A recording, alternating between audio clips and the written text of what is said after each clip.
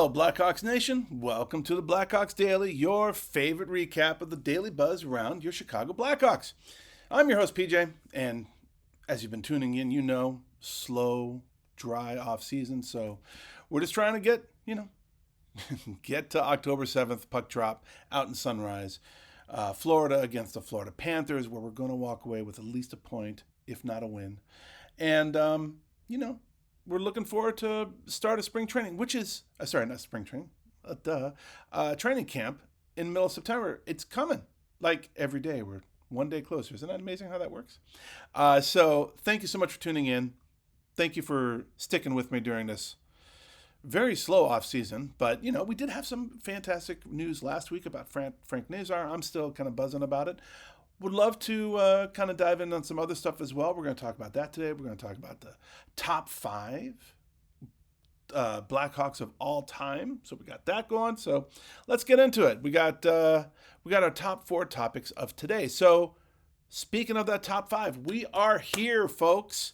Tab Bamford of Bleacher Nation gave us his list of the top 25 Blackhawks of all time, and it's really a pretty impressive list. I think it's pretty well thought out, and we're finally here at the top 5. So without further ado, here we go. Number 5, Denis Savard, center. Hockey Hall of Fame inductee, number 18, retired. He was a captain 1988-1989, 6-time All-Star. Blackhawks career, he had 881 games. In those games, he had 377 goals, 719 assists, 1,096 points, and 101 power play goals. Savoir Faire is one of 6 players in Blackhawks history to score 100 power play goals with the franchise. He's one of only 4 players to reach 1,000 regular season points with this franchise. His spinorama brought generations of fans out of their seats at the Chicago Stadium. The party line of Savard, Steve Larmer, and Al Secord was arguably the greatest in franchise history.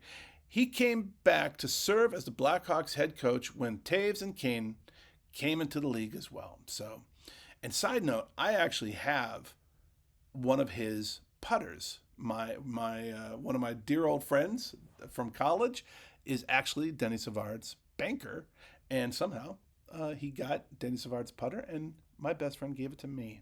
Isn't that nice? I have Denis Savard's putter. Kind of weird, but anyway. Number 4, Jonathan Taves. 3-time Stanley Cup champion, 2010, 2013, 2015. Captain from 2008 to 2023. 2010 Conn Smythe. 2012 to 13 Selke Trophy winner. 2014 to 2015, Mark Messier Leadership Award winner, 2010, 2014 Winter Olympics gold medal, 4-time All-Star, 2007 to 2008 All-Rookie. In his Blackhawks career, 1,067 games and 372 goals, 511 assists, 883 points, and 69 game-winning goals. Talk about clutch, old Captain Serious. The longest tenured captain in the history of the franchise led the Blackhawks to 3 Stanley Cup championships. He became the youngest player ever to join the Triple Gold Club, win an Olympic gold medal, a World Championship gold medal, and the Stanley Cup. Taves was a dominant defensive center who also put up offense. He was also a tremendous leader, as we all know. He ranks 3rd in franchise history in game-winning goals, 7th in goals scored, and 6th in points in the regular season. And he was a leader on the dynasty teams in power play goals with 19 and points with 47 in the postseason. Number 3, Bobby Hull. Hockey Hall of Fame inductee, number 9 retired, rightfully so. 1961 Stanley Cup champion, 3-time Art Ross winner, 2-time Hart Trophy winner, 10-time All-NHL, 12-time All-Star, 1964 to 65 Lady Byng winner. In his Blackhawks career, 1,036 games played, 604 goals, 549 assists, 1,153 points, 98 game-winning goals. There have been 8 individual seasons in Blackhawks history in which a player has scored at least 50 goals. Bobby Hull was responsible for 5 of them. When he first reached the 50-goal mark in the 1961-62 season, only Rocket Richard and Boom Boom Giuffren had reached the benchmark. Sorry, sometimes I just fumble these. Hull did it 4 times before anyone else joined the list. He remains one of the most dynamic, lethal goal scorers in the history of the NHL. Only 21 players in league history have scored at least 600 goals. Only one has reached that mark with the Blackhawks, and that's the Golden Jet. Number 2, Patrick Kane. 3-time Stanley Cup champion, 2010, 2013, 2015, 2013 Conn Smythe, 2015-16 Hart Trophy, 2015-16 Art Ross, 2015-16 Lester Pearson winner, 2007 to 2008 Calder Trophy winner, 2007-2008 All-Rookie. In his Blackhawks career, 1,161 games, 446 goals, 779 assists, 1,225 points, 67 game-winning goals. Kane had a chance to catch the number 1 top Blackhawk of all time in many offensive categories, but our rebuild had other plans, unfortunately. Kane is the first number 1 overall pick in our franchise's history, and he lived up to the hype and then exceeded it. Kane is the greatest American-born player in NHL history, and he was must-see TV from the jump. He wasn't called Showtime for nothing.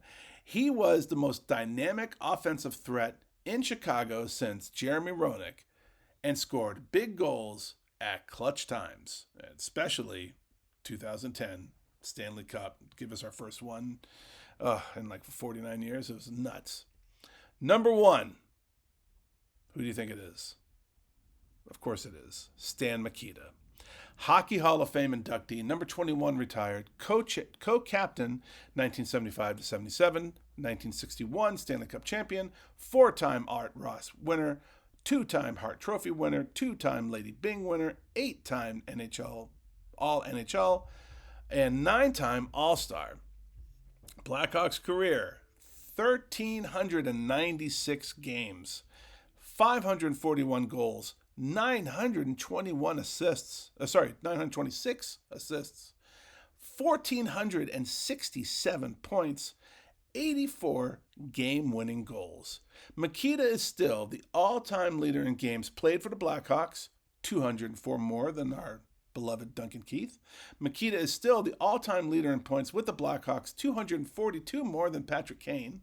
Mikita is still the all-time leader in assists with the Blackhawks, 147 more than Kane. Mikita is still second all-time in goal scoring for the Hawks, one of 2 with Bobby Hull, to record more than 500 with the franchise. Mikita is still second all-time in game-winning goals with the Blackhawks, one of 2 with Bobby again, with more than 80 game-winning goals with the franchise. And outside of that, he was a gentleman, a wonderful ambassador for the organization as well as the game, and still the gold standard for players with the franchise. Whew, what a list. So what do you guys think? Did he nail it? It's not an easy task. This is to put together the top 25 players in 100 seasons is not easy. So thanks to Tab for putting that together. But, let me know what you guys think. All right, moving on from there. The Chicago Blackhawks just gave Frank Nazar, as we talked about it, a $46 million extension after only 56 NHL games. Is this the future of NHL contracts, or are the Hawks jumping the gun? Let's kind of break it down. So here's the deal. Last week, Blackhawks locked up Nazar for 7 more years with a cap hit of $6.59 million per season. Add that on top of the final year of his rookie deal, he's a Hawk through 2033. Now, let's be honest, it's a lot of money for a guy who's just 21 years old and has played fewer than 60 games under his belt. And he's shown flashes for sure. Finished last season strong with a little scoring streak.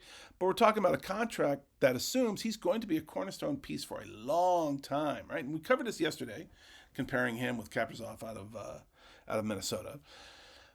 But this is where Elliot Friedman's comments on 32 Thoughts gets really interesting. He basically said that this is Chicago's new way of doing business. If they believe in a player, they're not going to wait around for a huge sample size. They're going to make their bets early and hope that the bets pay off. Obviously, Bedard is going to get his big payday when the day comes, and he already looks like he'll justify whatever number he gets. But Friedman pointed out that there's another name that we should be watching closely, Spencer Knight. Knight's contract is up after this year, and Friedman flat out said the best predictor of future behavior is past behavior. So, in translation, if Chicago just gave Nazar 7 years after 56 games, don't be surprised if they try to do the same thing with Knight and goal. And honestly, it kind of makes sense. The Hawks want to give him every opportunity to grow into their franchise goalie. Signing him to long-term now will show confidence, stability, and it would avoid the risk of him breaking out and demanding a monster deal later. Plus, look at the goalie depth chart with Arvid Soderblom and Drew Commesso as options behind Knight. Chicago could finally be set in the net for years to come, something this franchise hasn't been able to say since Corey Crawford days. Now, of course, there's always a risk. Nazar could plateau. Knight could struggle to find consistency. But if the bets pay off, Chicago locks up, or down, however you want to say it, young talent long-term at prices that will look like bargains once the salary cap keeps rising. And remember, Elliot Friedman doesn't just toss stuff out there for fun. If he's putting Knight's name into the conversation, there's smoke to that fire. The only real questions now are, what's the number, what's the term, and how aggressive are the Hawks willing to get? So let me throw it out to you. Do you think the Hawks are smart to lock up their young guns early, even if they don't have a huge sample size yet? Or is this just playing with fire? So let me know your thoughts. That would be, as usual, awesome. And Blackhawks fans, as you know, it's officially prospect ranking season because we don't have a ton to talk about. And once again, Chicago's pipeline is getting some serious love, right? Like, we have been ranked in regards to prospects. We are very highly regarded, actually.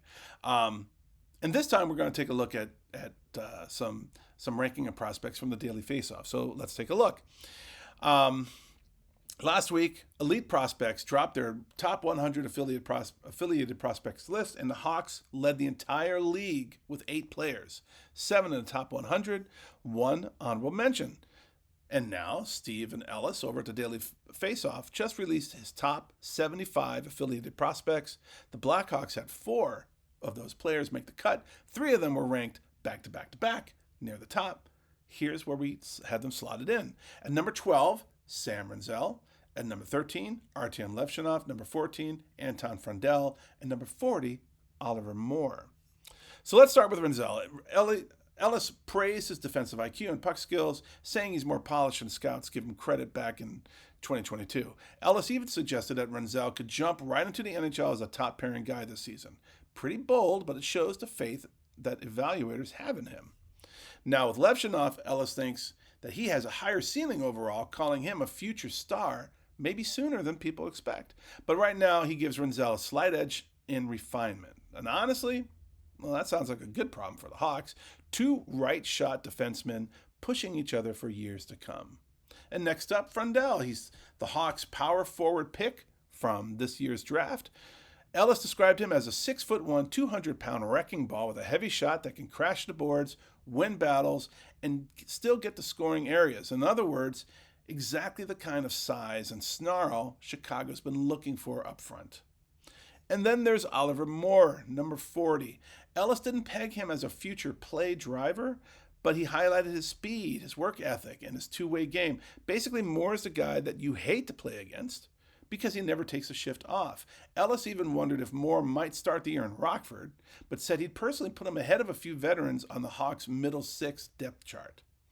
So what's the takeaway here? Between Elite Prospects and now Daily Faceoff, Chicago's prospect pool isn't just deep, it's loaded with talent at every position. Defensemen with star upside, forwards with skill and size, and role players who can make an impact. So we know the rebuild is far from complete, but when multiple outlets are consistently putting Hawks prospects at the very, or near the very top of their lists, well, that's a sign of a pipeline that's starting to stack up with the very best in the NHL. Not a bad spot to be. So here's my question for you. Which Blackhawks prospects are you most excited about heading into the season? Is it Renzel, Levshinov, Moore breaking into the lineup? Could be another player we've been talking about, Kastorov. Drop your comments. Let me know. That'd be great. And then speaking of comments, of course, last but not least, we have our hot takes from our fans here at the show. Of course, love that. We have repeat offender Ernest Ison 7979 says Tony Espo is my favorite player. So he was ranked, I think 6th yesterday. Was my favorite player, but for all of Tony Esposito's accomplishments, he choked when we needed him to be at his best, and when the Hawks needed him to be at his best. If one game can define a career, it was Game 7 against Montreal. Blowing the cup overshadows everything. Yeah, sure, I can totally see that, but you know what? We wouldn't have been in the cup without Tony Esposito. So it's like, I don't know. Yes, yeah. There's some old jokes that go onto that, and also my personal motto is "You are what you do, and it counts." Right? I think though Tony Esposito, obviously, fantastic player, and he's human.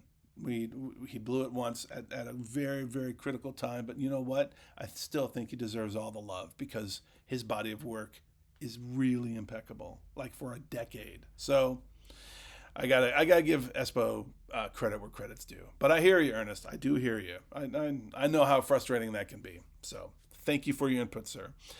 Yvonne Pierre said Chicago Blackhawks will finish last and get Gavin McKenna. Big deal. Well, Yvonne, and I believe Yvonne as well is a repeat offender, so thank you for coming back.